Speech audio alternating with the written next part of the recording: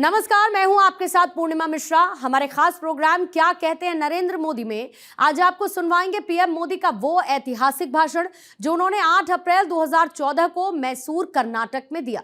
अपने भाषण में मोदी जी ने कहा कि देश को अब आजादी मिल चुकी है और देश को कांग्रेस की जरूरत नहीं, इसे बिखेर देना चाहिए।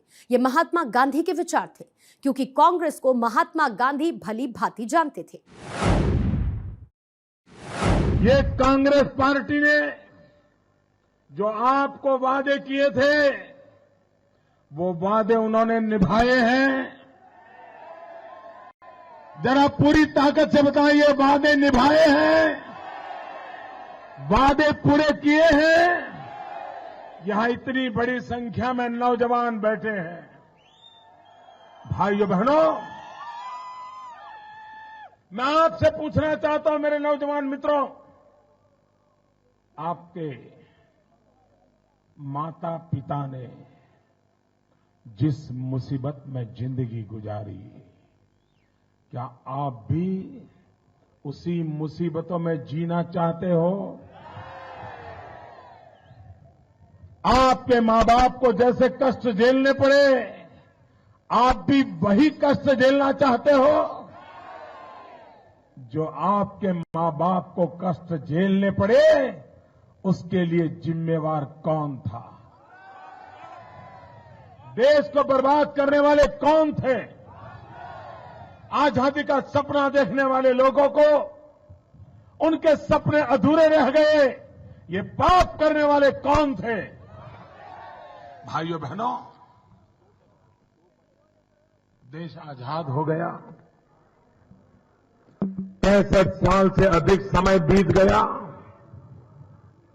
क्या भाइयों बहनों,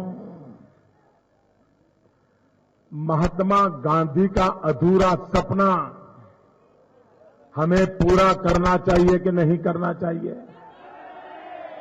क्या महात्मा गांधी का अधूरा सपना पूरा करोगे? जो पीछे दूर दूर मीलों दूर खड़े हैं, वो भी जरा मुझे बताएं, क्या महात्मा गांधी का अधूरा सपना पूरा होना चाहिए? महात्मा गांधी का अधूरा सपना पूरा होना चाहिए। महात्मा गांधी का सपना था, देश आजाद होने के बाद महात्मा गांधी ने कहा था, देश को आजादी मिल चुकी है, अब कांग्रेस पार्टी की जरूरत नहीं है, अब कांग्रेस पार्टी को बिखेर दो। ये काम, ये इच्छा महात्मा गांधी ने व्यक्त की थी, लेकिन ये कांग्रेस वालों ने महात्मा गांधी की भी नहीं सुनी। और कांग्रेस को अगर सबसे ज्यादा कोई जानता था, कांग्रेस को सबसे ज्यादा कोई पहचानता था, तो वो महात्मा गांधी पहचानते थे। और उन्हें पता था कि आजादी के आंदोलन के लिए कांग्रेस एक सही मंच था, लेकिन देश चलाने के लिए ये लोग काम नहीं आएंगे। और इसलिए गांधी ने कहा था, कांग्रेस पार्टी को बिखेर दो।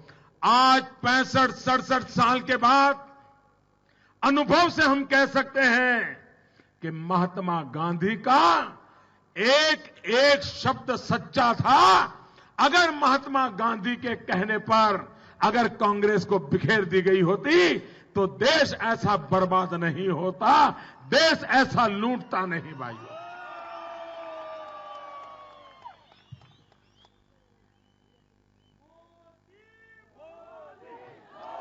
एक बार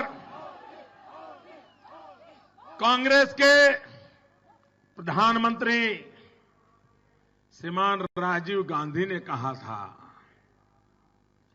कि दिल्ली से 1 रुपया निकलता है तो गांव में पहुंचते पहुंचते 15 पैसे हो जाते हैं।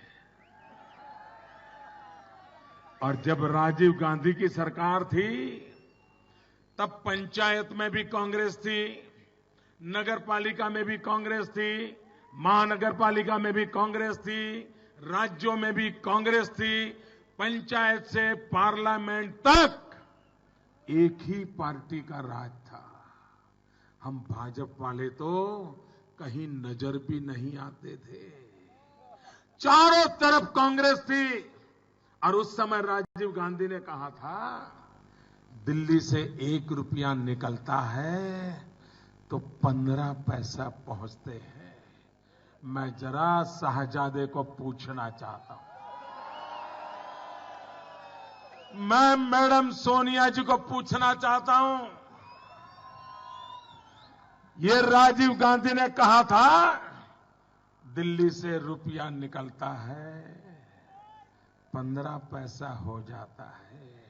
वो कौन सा पंजा था जो रुपये को घिसता था? वो कौन सा पंजा था जो रुपये को घिस घिस के 15 पैसा बना देता था? ये भ्रष्टाचार, ये लूट, ये बेईमानी का पैसा, ये कांग्रेस के डीएनए में है, डीएनए में है। पीढ़ी बदल जाए, नेता बदल जाए, भाषा बदल जाए, भाषण बदल जाए, लेकिन कांग्रेस पार्टी की नीयत नहीं बदलती, उनके डीएनए में कोई फर्क नहीं आता। भाइयों बहनों, कांग्रेस पार्टी ने प्रधानमंत्री कार्यालय का जिस प्रकार से अवमूल्यन किया है, पूरी कांग्रेस पार्टी एक परिवार की आरती उतारने में पागल हो गई है। अगर एक कांग्रेस वालों ने 125 करोड़ देशवासियों की आरती उतारी होती तो ये कांग्रेस की हालत न हुई होती और देश ऐसा बर्बाद न हुआ होता। भाइयों बहनों, ये कांग्रेस पार्टी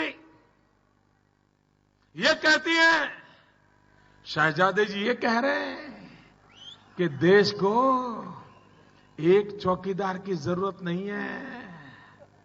वो कहते हैं 125 करोड़ चौकीदार जो ये। मैं जरा शहजादे को पूछना चाहता हूं, क्या आपके जीजाजी भी चौकीदार होंगे क्या? मैं शहजादे को पूछना चाहता हूं, क्या करगिल की लड़ाई में शहीद हुए देश के जवानों की विधवाओं के लिए मुंबई में जो आदर्श हाउसिंग सोसाइटी बनी थी, शहीदों की विधवाओं से जिन्होंने मकानों की चोरी कर ली, शहीदों की विधवाओं के मकानों को अपनी साली को, अपनी सास को उनके नाम कर दिए, ऐसे उस समय के कांग्रेस के मुख्यमंत्री महाराष्ट्र के, और जिसको इस बार आपने चुनाव में खड़ा किया है, क्या ये अशोक चौहान चौकीदार होंगे क्या? जवाब दो शहजादे जी, किन चौकीदारों को आप देश देना चाहते हो? देश जानना चाहता है। भाइयों बहनों, एक कांग्रेस के खेल को समझो। वे दूध की रखवाली का काम बिल्ली को ही देना चाहते हैं। भाइयों बहनों, अब ये देश दूध की रखवाली का काम बिल्ली को देने के लिए कतई तैयार नहीं है। और इसलिए भाइयों बहनों, मैं आज मेरे मैसूर वासियों, राजनेता आपने बहुत देखे हैं, भाषण भी बहुत सुने हैं, हर प्रकार के वादे आपके कानों में गूंजते हैं। देश वादों से तंग आ चुका है। देश को इरादा चाहिए और मैं इरादा लेकर के आया हूं।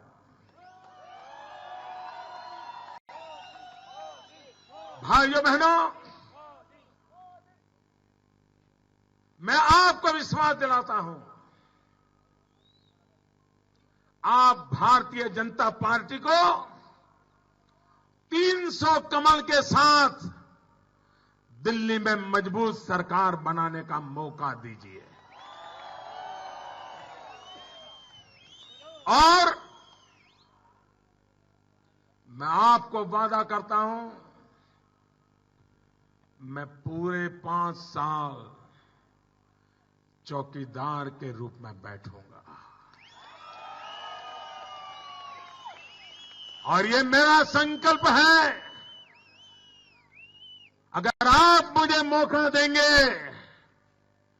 मैं भारत की जनता की तिजोरी पर अब कोई पंजा नहीं पड़ने दूंगा।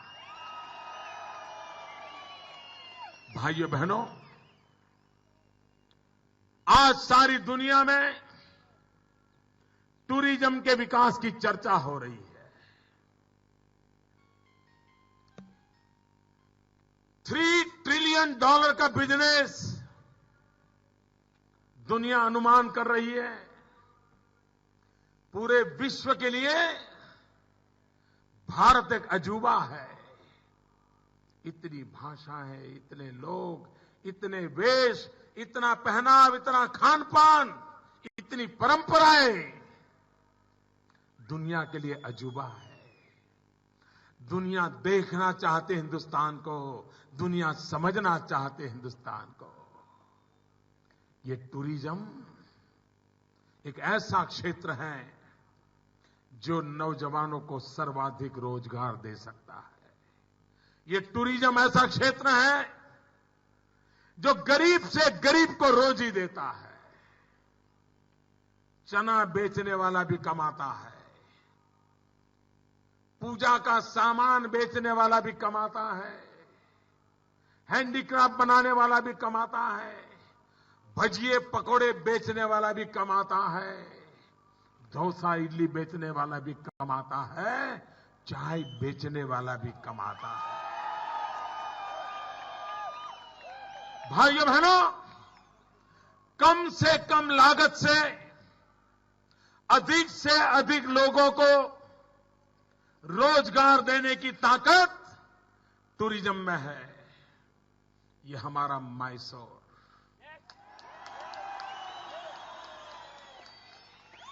इससे बड़ा टूरिज्म का आकर्षण क्या हो सकता है। भाइयों बहनों, मैं यहां के दशहरा के उत्सव में आया हूं, शरीक हुआ हूं, और मैं जानता हूं दुनिया को पागल कर दे इतनी ताकत हमारे मैसूर जैसे सैकड़ों नगरों में है। अगर टूरिज्म बढ़ता है तो सबसे ज्यादा रोजगार मिलने की संभावना मेरे मैसूर के नौजवानों को है, मेरे कर्नाटक के नौजवानों को है। ये हम्पी, ये कूर्ग क्या नहीं है आपके पास। भाइयों बहनों, सब कुछ है, मुसीबत यही है दिल्ली वालों को दिखता नहीं है।